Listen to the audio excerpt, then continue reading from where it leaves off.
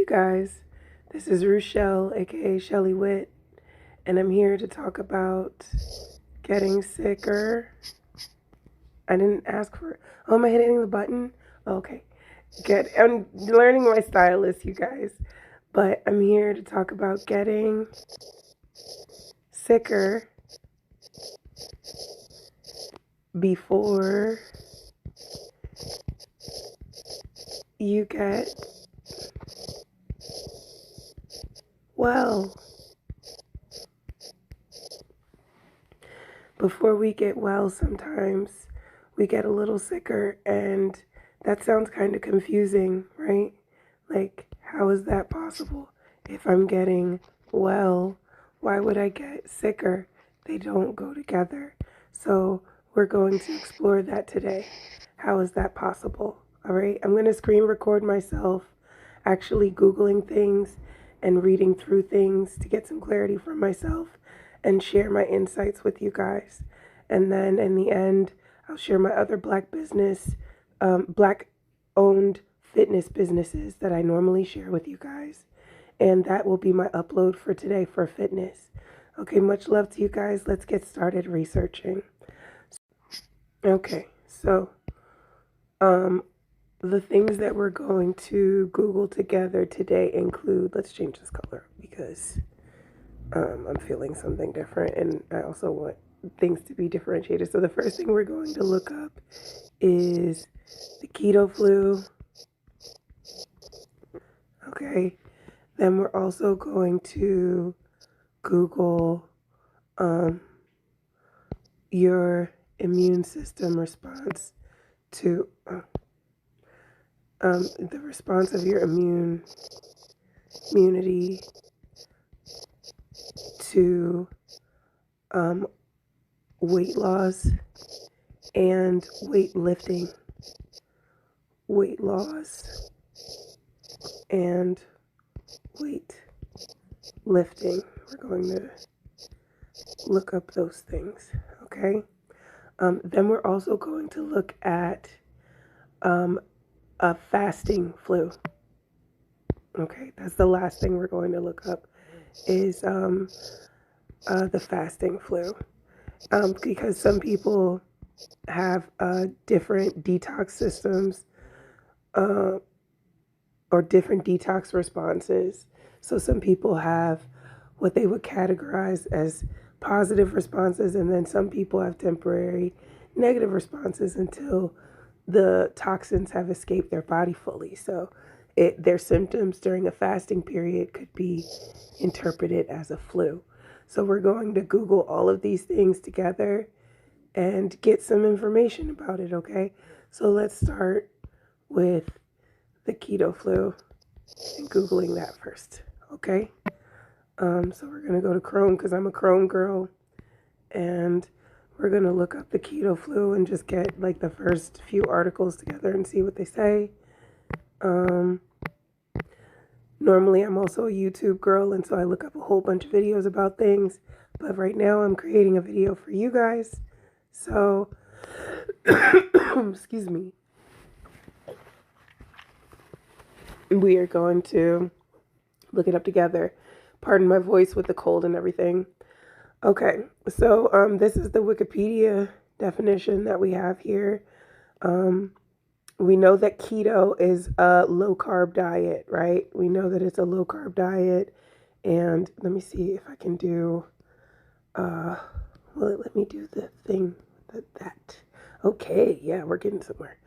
Okay, so how does that work? Can I do this? Ooh, boy. Ooh, you guys gotta learn how to do these things because they are fun. Okay, and then this is but it doesn't do like the stroke erasing. Well, that's not helpful. That's not helpful at all. All right. Well, anyway, so, but I can always do that. Okay. And so we're back to navigating. Okay, so I can go in and out of the pen to share with you guys. I'm learning as I'm recording. Sometimes it's like that, guys. Sometimes you don't have a whole bunch of prep time and you have to wing it. Okay, so we know that Google did I tap on that? Or like when does that highlight go away? Let's just refresh that because I don't even know how I did that. Why is it flagged like that? Does anybody know? I didn't ask to give feedback. Oh, I tapped the little feedback line thingy. Moving on. Okay, so we know that keto is a low carb diet. That's what it's all about. Okay, keto is low carb dieting, and so it restricts carbs and it replaces those with fat and protein. It restricts the carbs and replaces those with fat and protein. That is the keto diet. Okay, so we know what keto is. Now let's find out what the keto flu is. Okay, so this is an older article. We can look at the newer one, but I'm sure the descriptions are pretty similar. I like Forbes. I didn't even know that they had a health website, so we're learning that together. But what is the keto flu and symptoms? For a lot of people, once they start restricting those carbs and changing up that diet, their response is flu-like symptoms. So let's see what this says here about their symptoms. Okay, so it says if you're embarking on a new weight loss journey, you know that people who follow the keto diet typically consume more of their calories from fat and protein, and obviously less of them from carbs. As a carbohydrate deprivation depletes the glycogen stores, the body is forced to use ketones. This is ketosis in the process of fat burning that gives the dramatic results. Also, alongside of reducing the carb intake and the ketosis, it can cause a range. Let me make sure I highlight this so that way you guys can see it. It can cause a range of uncomfortable symptoms known as the keto flu. The keto flu, we're going to read further.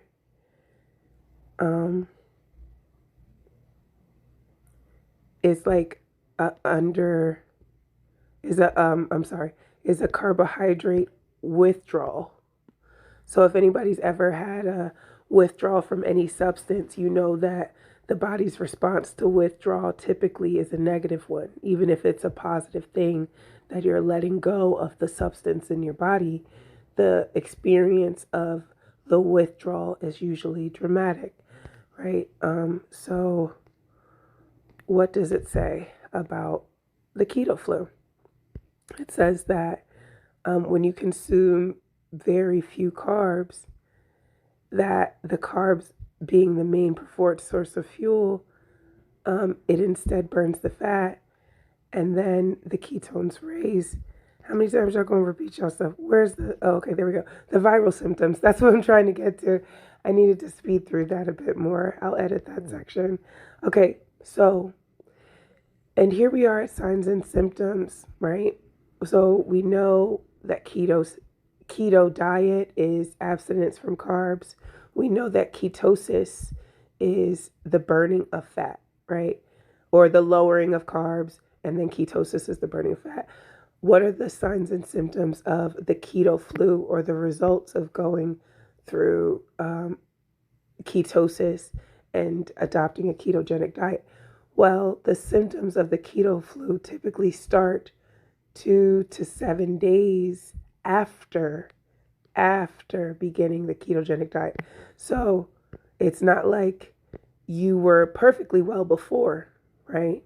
However, right now, you just started a new diet and you think because you heard Sister so-and-so say that she's had the best sleep that she ever had in her life, and that she has more energy that she's ever had in her life, and that all of her pains have gone away, that her doctor took her off all of the pills, and that she's lost 150 pounds.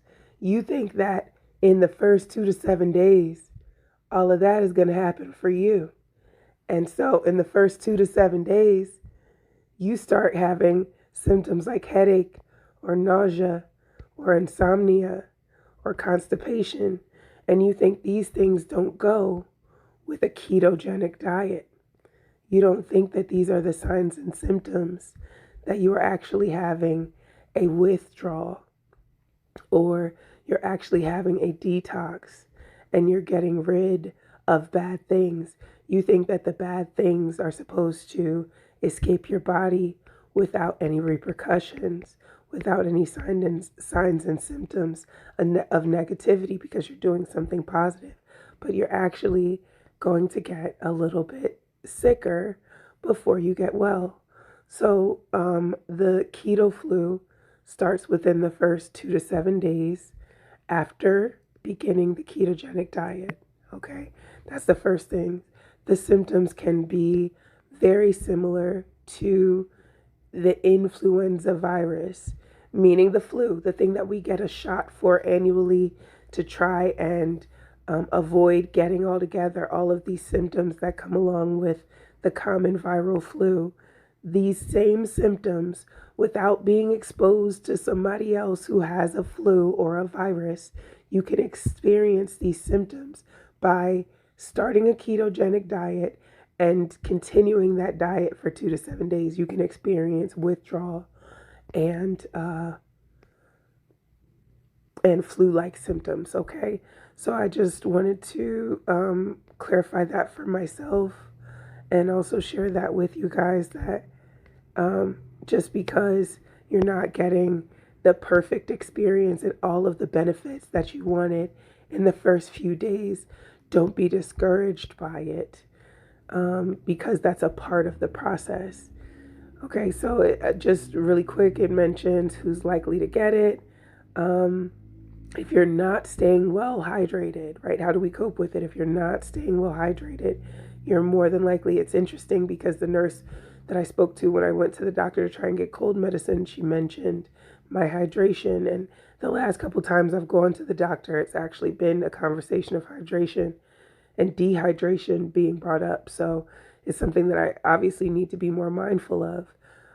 But also in this, it seems like we all need to be more mindful of it if we're choosing a diet or exercise plan that includes a withdrawal or detox period, which obviously, if you haven't been eating right and exercising for a while and you're starting cold turkey, fresh day one, everything after that is going to be a process change and somewhat of a withdrawal from what you've done every day previous. So we got to be mindful of keeping hydrated to minimize those symptoms.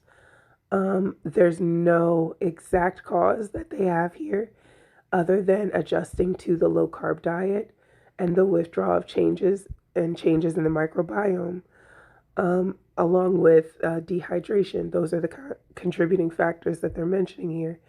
They're saying that it can typically, in most people, the symptoms can last about 10 days, right? So they mention here that the symptoms can last the better of 10 days. If the length went a little bit longer, then we would do something about that. Okay? But it's saying that it can last about 10 days. Right. And last but not least, along with what it said, how do you get rid of the flu? We'll just mention these really quick.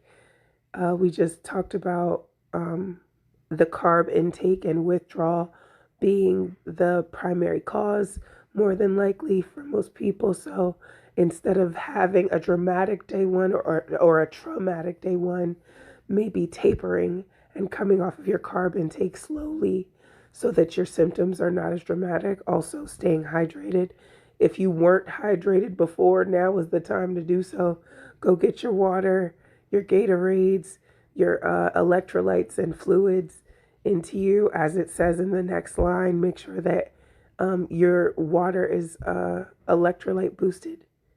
And lastly, consume caffeine in moderation. I'm glad that they mentioned that, because I was very much so considering last night having an energy drink to push through because I was so irritable and fatigued would be the perfect words to use. And I wanted to have my caffeine, but my boyfriend suggested that there is some dehydration that's associated with caffeine, and it would be counterproductive to me feeling better. And he was right. So here's the evidence of that.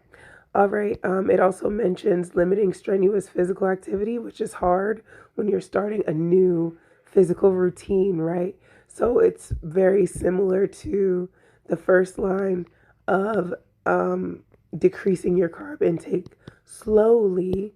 Make sure that you increase your physical activity slowly, okay? Eating plenty of vegetables and sticking with it is also very important. This was a wonderful article for Forbes to share with us. So that's the first one that we searched.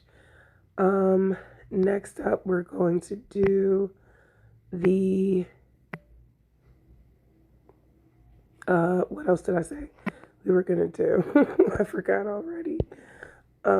Next up, we're going to hit on, okay, next up, we're going to hit on, let's actually look at the fasting flu. Let's look at the fasting flu next while we're in the flu-like symptoms range, and then we'll lastly look at immunity and how it relates to weight loss and weightlifting.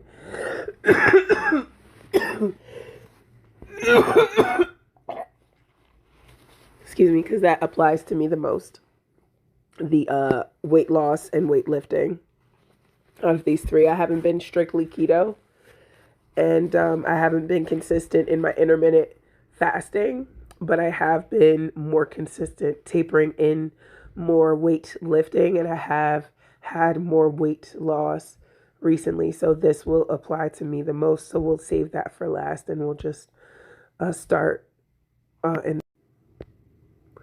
Okay, you guys. So next up, we're going to look up the fasting flu. Okay. So, we have the keto flu, right? And we have all of that information. I'm trying to find a good article here that's not about trying to fast to relieve the common cold, but seeing flu-like symptoms with the fasting. And so these are the keto flu, but I'm talking about just if you happen to intermittent fast or alternate day fast.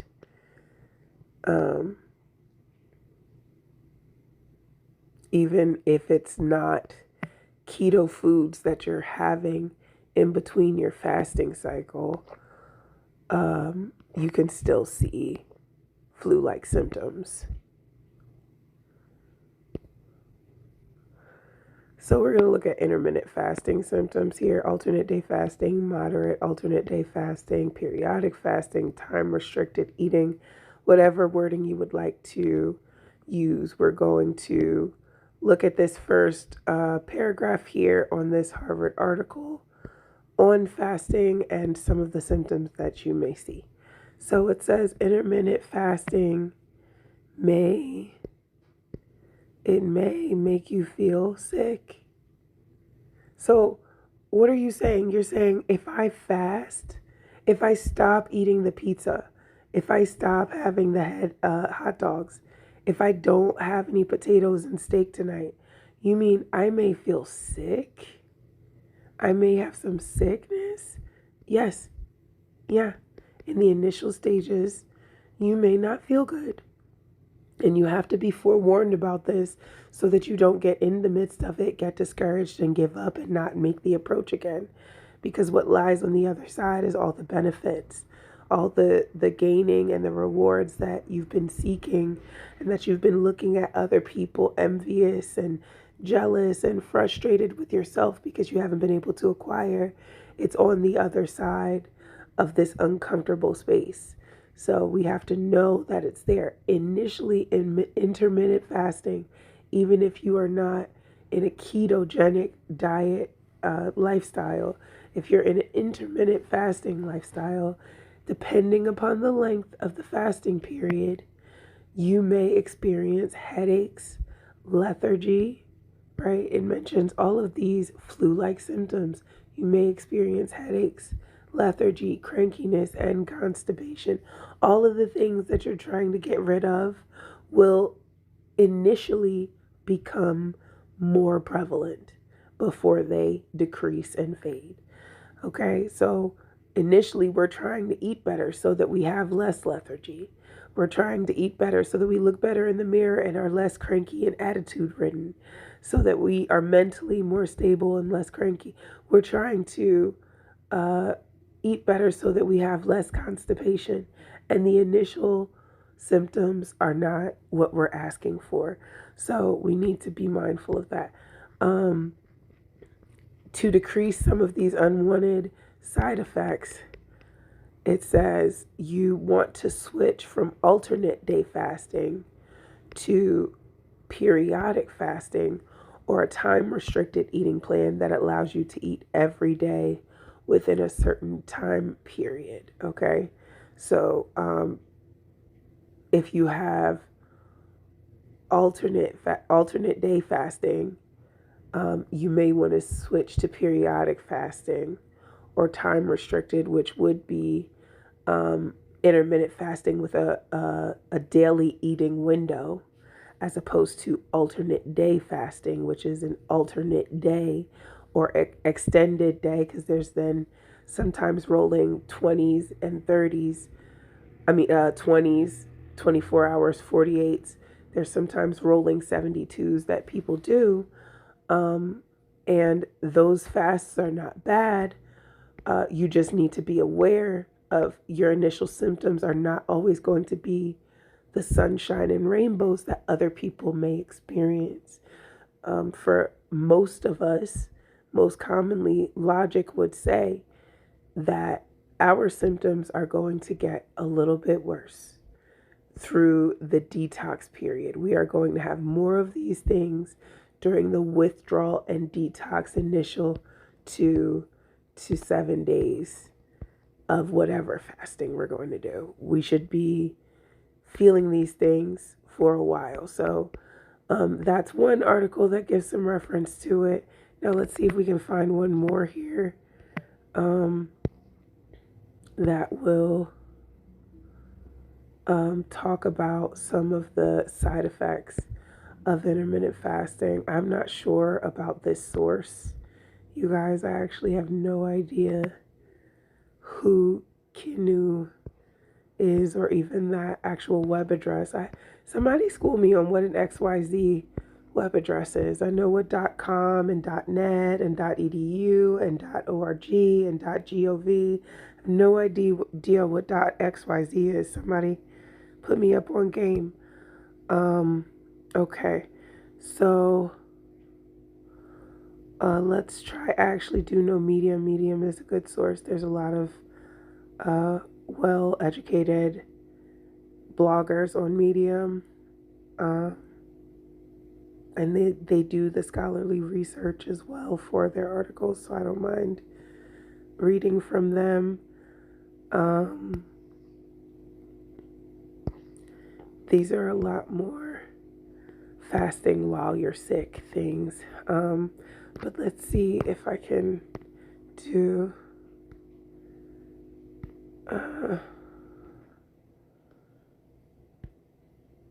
intermittent fasting.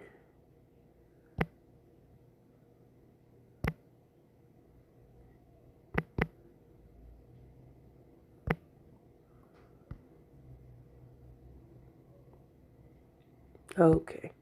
Healthline is also a good website. So this will actually give the side effects that I'm referencing. So 9 potential intermittent fasting side effects. We have a few that they're going to list here. Obviously, we have some positive ones, right? We have the positive health benefits of intermittent fasting. I hit the X. Will this go away? Anywho's, So we have the potential weight loss. Okay. We have the decreased risk for heart disease, lowered blood pressure, insulin sensitivity improved, a reduction in markers of oxidative stress. So, reduction in stress, improved blood sugar control. These are all positive side effects and results of intermittent fasting, which is why we want to overcome these negative ones that we do experience. Because we do experience hunger and cravings. This is the most obvious one, right? We obviously experience hunger and cravings if we are fasting from food. But then, what the other things are that are not as obvious and we don't really expect and get frustrated when we see and we experience are headaches and lightheadedness. Why do I feel so dizzy? Geez, I just want to walk next door and go hang out with my friend. Why do I feel so dizzy and my head is pounding? I can't really see clear. Good grief. That's because you're in a fasting period right now and you need to relax. Digestive issues. Okay, you're changing foods. So your microbiome has to adjust. Okay, the bacteria that are in there have been eating other foods. They know how to process those foods consistently. You have to give them a learning period of rebalancing of your pH, and all the acid in there needs to happen. And that's why you'll have digestive issues of diarrhea or nausea or bloating. It may just swell up. You may get a little bit of gas, even indigestion. You may get a little bit of gas. You may end up with liquid stools because it just dumps. It just dumps everything out. I don't know what this is. I don't know how to deal with it. And I'm just going to let it go. That's what your intestines say. And they shoot it on out of you. So you got to give your body time to learn the new foods that you are adding in, whether they're ketogenic or not, when you're not on your fasting period. And you also have to think you're also dropping waste that's been sitting there recently while you're not while you're not eating. So there may be some dramatic effects after food has been sitting there for a while and it finally has peace and time to digest. So give that the time that it deserves. Also, irritability and other mood changes. That's next. This is something that you're not expecting. Poor concentration. I'm always paying attention. I'm always on it. What do you mean anxious? I'm cool as a cucumber. I'm the calmest person in the room anywhere. What do you mean? Irritability. I never get angry. I never get frustrated. Why do I feel so agitated by everybody in this room right now? It's because you're in a fasting period. You're withdrawing. Excuse me. So, if that's what you're feeling right now, you're not alone. You're going through a withdrawal and eventually it will pass. Give it time. Fatigue and low energy. Fatigue and low energy, I'm notorious for. And especially during times like this when I'm sick, it's usually my body has to sit my mind down because my mind will go for a very long time. So my body will say, it's wonderful that you're still running and we really do appreciate you. But you have to appreciate us too. And please give us the time that we need to restore because right now we are feeling fatigue and it is time for low energy. So that can be in a sickness period where I'm trying to heal from body's germs that's going on, or it can be during an intermittent fasting time where I'm having some tiredness that increases, right? I'm taking in less fuel and yet I'm still using fuel to live day to day as well as to digest past weight and to detox from toxins that have been settled in my body.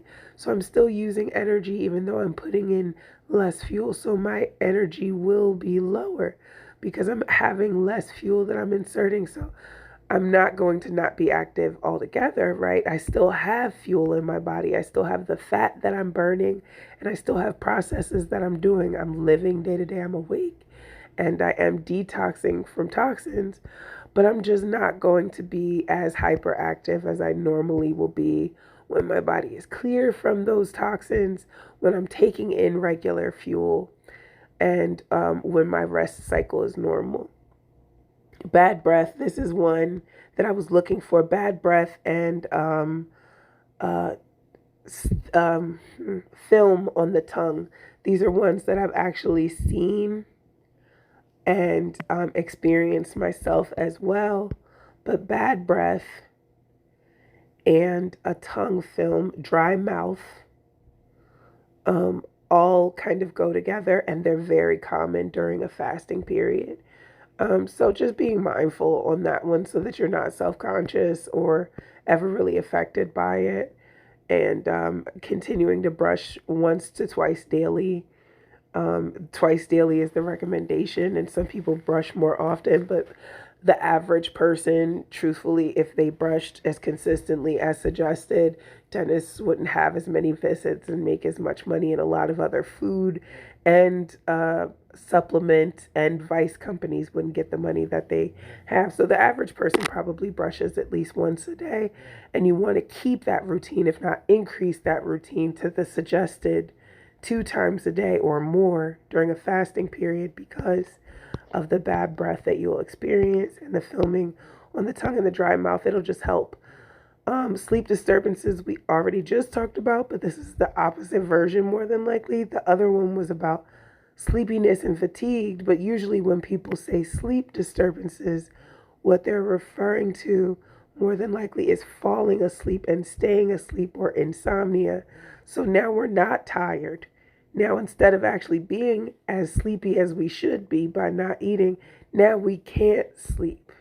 We're having sleep disturbances from our fasting. So that's what they're talking about here. And that's something to be expected in the process. So, excuse me, you want to be aware of that and schedule your life accordingly to that first week period where you will have some sleep disturbances and fatigue that will alternate back and forth and really make it difficult for you to process your normal day to day, let alone all of the other things that you want to get done. Okay, so dehydration we already covered in the keto flu, but it also applies for any other food choices. When you're intermittent fasting, you you may forget to drink enough. You may forget to drink enough water, and that will cause you to lose electrolytes and become dehydrated, and that will enhance all of the other negative side effects that you're experiencing of lethargy, insomnia, everything. Dehydration is probably the worst of it all. So you need to make sure that you actually stay hydrated to avoid those headaches, to avoid those sleepless nights. Get your water in. And last but not least, malnutrition, because you can abuse a fast. Even when you have body fat on your body, you can totally abuse a fast and malnourish yourself. So you need to make sure that you do that in order to minimize the negative symptoms that can come from such a positive choice of taking on a fast, okay?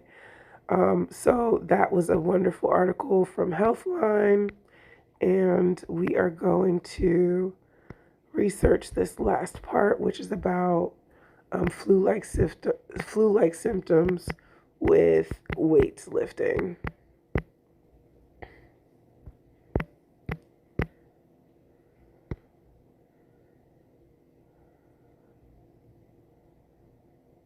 Okay. When you exercise, micro tears occur in your muscles, and when your body repairs these tears, certain toxic substances are released. These substances can cause aching muscles and other flu-like symptoms. That's what that can do. Okay. And most likely, I saved that term. Really, I forgot the term, but I saved that, or God let me save that term for right now, because what does that come from? It's a term called overtraining. Overtraining. Overtraining with weightlifting will cause flu-like symptoms? What do we have that has continued through all of the other topics? Muscle aches, right? We got joint pain, we got fatigue, headaches, lack of energy, reduced sex drive, they have mentioned here, and of course, lowered immunity. We'll go into athletics weekly for that, just to see what they have discussed here. But overtraining is the most common time that you'll see people discuss flu-like symptoms. And so what would be considered overtraining, right? More than likely it's like let's go ahead and Google that really quick just to get the correct definition, right? We're going to get overtraining. Overtraining is a condition that occurs when someone works out too much or too hard without giving their body enough time to rest, okay? Or adequate recovery after repetitive, intense training, okay? And so that is more than likely common for somebody who's doing what? How could you easily overtrain and not rest and not restore? If you haven't been training for a while, how easy would it be to overtrain?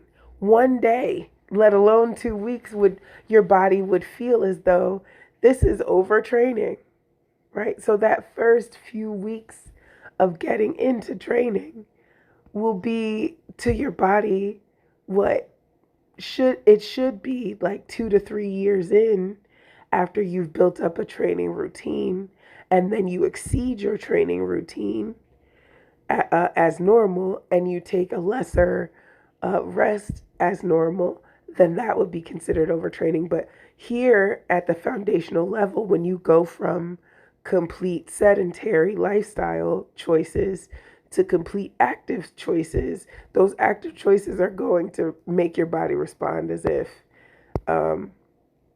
you're overtraining already. So we're going to look at this article really quick and just see what it mentions here about the exercise flu. I actually don't know this website, and there's a lot of ads here that I don't like.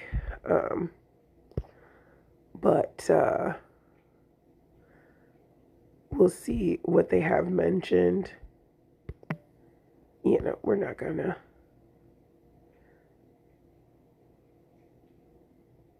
Okay, we'll give let's give Trainer Road well, we were just on Healthline. Let's stick with Healthline. Okay. So it's not unusual to feel sick after working out. It has here. It's not unusual to feel nauseous or sick after a workout. Sometimes you can often get relief by prepping before, during, or after your workout. So we're just going to look at these common reasons. And then I'll sum everything up. So the first thing it mentions here is hydration, right? When we work out, we want to stay hydrated. That carried through the last two sections of fasting. No matter what, your water intake, your fluid intake needs to be up. If you're in a detox, if you're staying healthy post a detox and living a healthier lifestyle ongoing, your fluid intake needs to be higher than it was before all this started. And that needs to be your new norm, because hydration is the key all the way through. Nutrition also plays a key role. So figuring out if you are going to be ketogenic or not during your eating windows of your fasting is very important. Learning what works best for your body, your blood type, and your current environment and lifestyle choice that you're making. If you're going to do heavy weightlifting, or if you're going to do a lot of Pilates, if you're going to be a marathon runner, you need to figure out what diet and fasting routine works best for your body.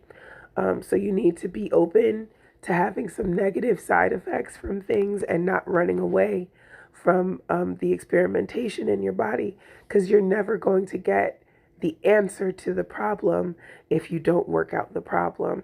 Okay, so you want to change your intake of fluids, you want to change your dietary choices. And then here's some other reasons why you may feel sick after a workout, let alone an increase in workout frequency in the short term.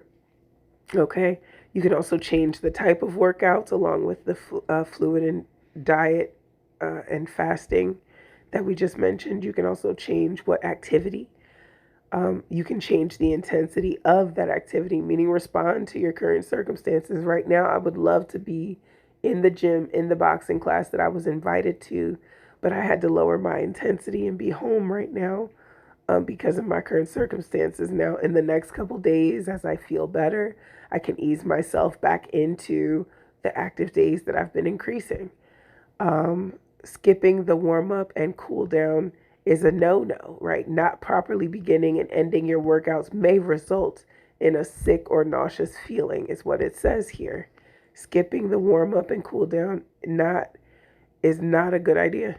It's not a good idea. You may result in a sick or nauseous feeling skipping your warm up. So make sure that you ease yourself in and wind yourself down.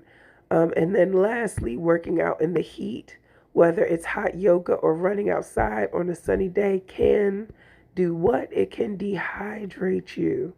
And so if it can dehydrate you and it can dehydrate you faster because of the heat, it can dehydrate you faster. It can also lower your blood pressure. The combination of dehydration and lowered blood pressure results in muscle cramping. It results in heat stroke and heat exhaustion. So, what do you do in order to avoid the problems of those uh, symptoms from the increased temperature? If you like working out in the hot sun, or if you are a steam room yoga girl or guy, what do you need to do? You need to be hydrating. You need to be drinking your fluids before, during, and after sessions like that to avoid exercise flu symptoms. So that was very, very insightful and educational. I would feel a lot more confident in what I need to be doing to improve my health right now. And I also don't feel like giving up anymore because I just am starting to try and I'm already not feeling well instead of feeling better. I feel a lot more knowledgeable now and that I can keep going and this is going to turn out great. So I hope that I gave you guys some encouragement today with the things that we have read. And I hope that you feel better about getting in some weight loss today. But I'm going to go ahead and feature the 3 Black businesses that I have saved here. And I'm going to put them in the description box below. It's actually 3 Black-owned gyms that I found on Instagram on this one thread that I have saved. One, I believe, is in California. Another is in Chicago. And then the final one I chose in New York. So I chose 3 for the last 3 days that I was following up on. And I chose to cover the country to make sure that everyone would have some type of reference or access to it a couple states away, if not local. So I'm going to link those 3 gyms in the description below. They're Black owned and Black male owned because the last feature that I had was a woman. So these are guys. Thank you for what you do for us in our community and for health and fitness. And much love to you guys. Make sure that you like, comment, subscribe, and share this video with somebody. And I'll talk to you later, okay?